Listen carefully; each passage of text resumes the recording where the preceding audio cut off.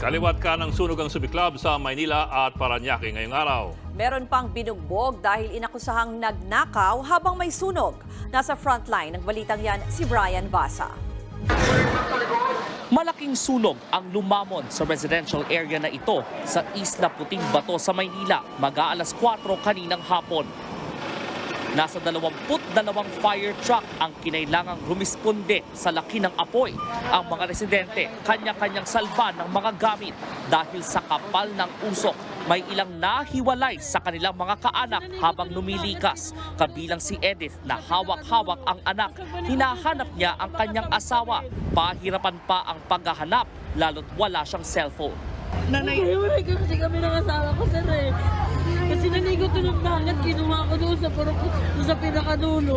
Tapos pagbalik ko doon, sir, hindi na ako makatawid-tawid. Alas 6 na ng gabi nang ideklarang fire under control. Wala pang naiuulat na sugatan o nasawi. Inaalam pa ang sanhi ng apoy, gayon din ang bilang ng mga pamilyang apektado at ang halaga ng pinsala.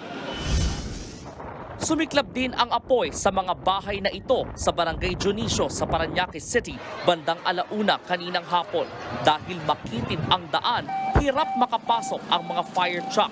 Malaking tulong naman ang pagbabayanihan ng mga residenteng nag-bucket relay at ang fire hydrant sa barangay.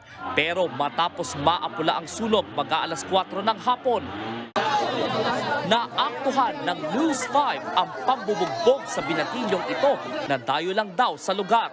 Inaakusahan siyang nagnakaw sa mga bahay pero tumanggi siyang magbigay ng pahayag. Dahil sa sunog, isang bumbero ang nakuryente. 3 residente ang dinala sa ospital matapos mahirapang huminga habang isa ang sugatan. Nagiligpit po kami ng gamit. Hindi ko po namin alam na may basag na bote doon. Aabot sa 20 bahay ang nasunog at 36 na pamilya ang apektado.